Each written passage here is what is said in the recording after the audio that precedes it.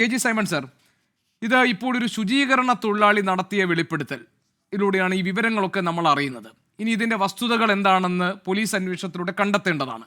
പക്ഷേ ഈ റിപ്പോർട്ട് പരിശോധിക്കുമ്പോൾ, അതായത് ഈ ഒരു ഇൻവെസ്റ്റിഗേറ്റീവ് ജേർണലിസ്റ്റ് പുറത്തിറക്കിയ റിപ്പോർട്ട് പരിശോധിക്കുമ്പോൾ, ഈ കൊലപാതകങ്ങൾ, അതോടൊപ്പം തന്നെ തിരോധാനം, തട്ടിക്കൊണ്ടുപോകൽ, ഇങ്ങനെ തുടങ്ങി ഒരുപാട് സംഭവങ്ങൾ അവിടെ ഈ ഗ്രാമവാസികൾക്കിടയിൽ ഉണ്ടായതായും റിപ്പോർട്ട് ചെയ്യപ്പെട്ടതായും അറിയുന്നുണ്ട്. പക്ഷെ ഒന്നിനും ഒരു തുമ്പ് കിട്ടിയിട്ടില്ല. ഈ ശുചീകരണ തൊഴിലാളി ഒരു വെളിപ്പെടുത്തൽ നടത്തി എന്നതുകൊണ്ട് തെളിയാൻ പോകുന്നതാണോ ഈ കേസുകളൊക്കെ? എന്തായിരിക്കും സർ അതിൻ്റെ നടപടിക്രമങ്ങൾ?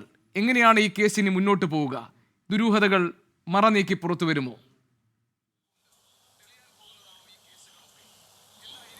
ഇത് FIR രജിസ്റ്റർ ചെയ്തിട്ടുണ്ട്. അതോടൊപ്പം തന്നെ ഈ ശുചീകരണ തൊഴിലാളി 164 സ്റ്റേറ്റ്മെൻറ്റ് കൊടുത്തിട്ടുണ്ട്. അത് മാത്രം കൊണ്ട് കാര്യമില്ല. പക്ഷേ ഇപ്പം മനാഫ് പറഞ്ഞ പോലെ തന്നെ ഇതിനെപ്പറ്റി അവിടെയുള്ള എല്ലാ ജനങ്ങൾക്കും, മിക്ക ആൾക്കാർക്കും അവിടുത്തെ സംഭവങ്ങളെല്ലാം അറിയാവുന്നതാണ്. നേരത്തെ വായിച്ചിട്ടുള്ള റിപ്പോർട്ടുകൾ അനുസരിച്ച് മനസ്സിലാക്കാൻ സാധിച്ചിട്ടുള്ളത്.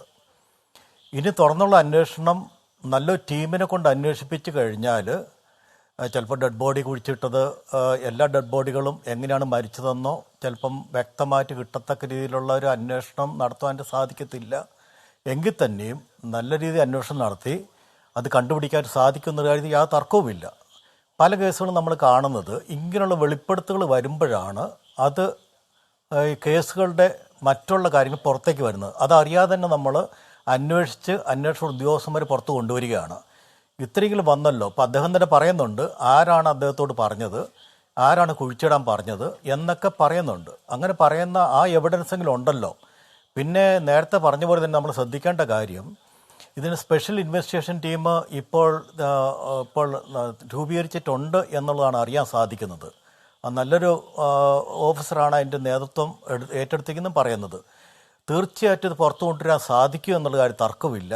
അതോടൊപ്പം തന്നെ ഒരു സൈഡ് മറുഭാഗമെന്ന് പറയുന്നത് വളരെ ശക്തരായ ആൾക്കാരാണ്. അപ്പോൾ അതിൻ്റെ ഡിഫൻസ് നല്ല രീതിയിൽ തന്നെ അവർ മുന്നോട്ട് കൊണ്ടുവരും എന്നുള്ള കാര്യം തർക്കമില്ല. അപ്പോൾ അതിനെ ഓവർകം ചെയ്തുകൊണ്ട് വേണം മുന്നോട്ട് പോകുവാനായിട്ട്. അത് പോലീസിന് അറിയാം. ഏതായാലും ഇത്രയും നല്ല രീതിയിൽ തന്നെ മുന്നോട്ട് വന്നല്ലോ എന്നുള്ളതാണ് നമ്മൾ അറിയേണ്ടത്.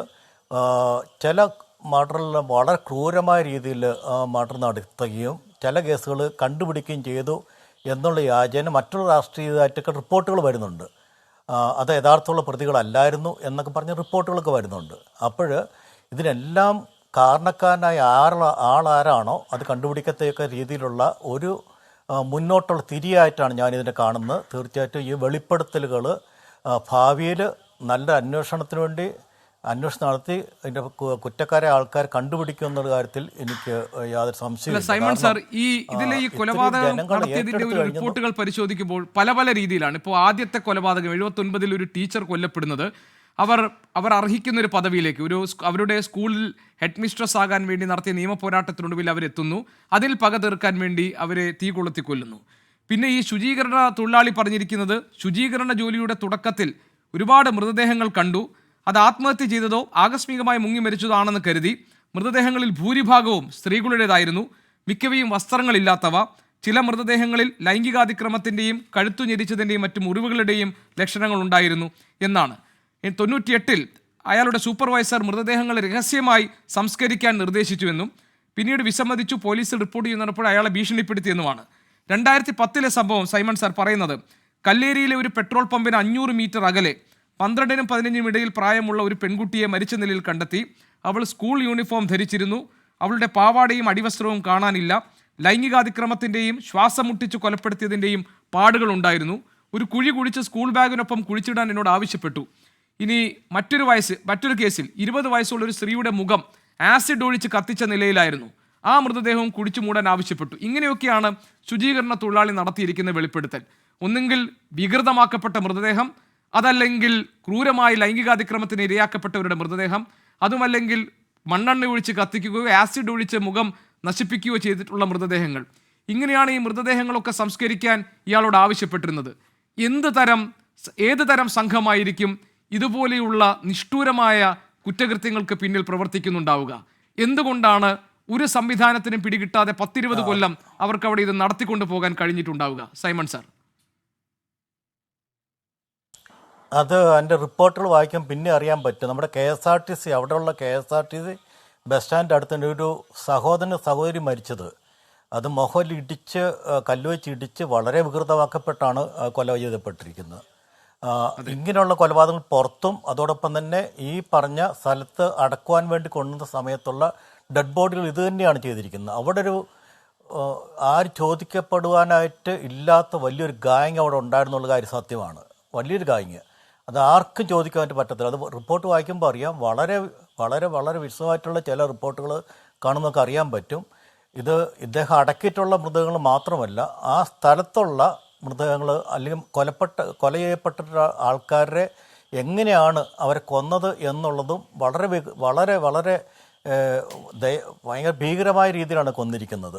ഇതിനകത്ത് കാണാൻ പറ്റുന്ന മറ്റൊരു വലിയ കാര്യം എന്ന് പറയുന്നത്, അന്നൊക്കെ മിസ്സിംഗ് കേസ് നേരത്തെ ഇവിടെ പറഞ്ഞു, ആ മിസ്സിംഗ് കേസ് എടുത്തിട്ട് പോലും അന്വേഷിക്കാനായിട്ട് അന്വേഷിച്ചിട്ടില്ല എന്നുള്ളത് വളരെ ദയനീയമായിട്ടുള്ള കാര്യമാണ്. പലപ്പോഴും നമ്മൾ മനസ്സിലാക്കേണ്ട കാര്യം, ഇപ്പോൾ നേരത്തെ മുനാഫ് പറഞ്ഞാൽ എനിക്ക് തോന്നുന്നുണ്ട്, അതായത് അവിടെയൊക്കെ ഇതുപ്രകാരമുള്ള കേസുകൾ വന്നിട്ടുണ്ടെങ്കിൽ എപ്രകാരമാണ് പോലീസിൻ്റെ ഒരു ആറ്റിറ്റ്യൂഡ് എന്നുള്ളത് നമ്മൾ മനസ്സിലാക്കേണ്ടിയിരിക്കുന്നു.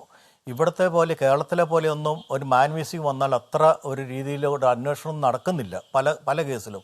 പക്ഷെ കൊലപാതകം പോലും അല്ലെങ്കിൽ ഇങ്ങനെ പ്രൈമ ഫേസിലുള്ള കൊലപാതകങ്ങൾ പോലും ആ രീതി അന്വേഷണം നടത്തുന്നില്ല എന്നുള്ളതാണ് ചില റിപ്പോർട്ടിൽ കാണുന്നത്. ഇത് വളരെ ക്രൂരമായ രീതിയിൽ എന്തിനും തയ്യാറായിട്ട് നിൽക്കുന്ന, അവരെ പറഞ്ഞാൽ കേൾക്കുന്ന തരത്തിലുള്ള ഒരു വലിയൊരു ഗാങ് അവിടെ ഉണ്ടായിരുന്നു എന്നുള്ളതാണ് നമുക്കെല്ലാവർക്കും മനസ്സിലാക്കാൻ പറ്റുന്നത്. പോലീസിന് മനസ്സിലാക്കാൻ പറ്റുന്നത് അത് തന്നെയാണ്.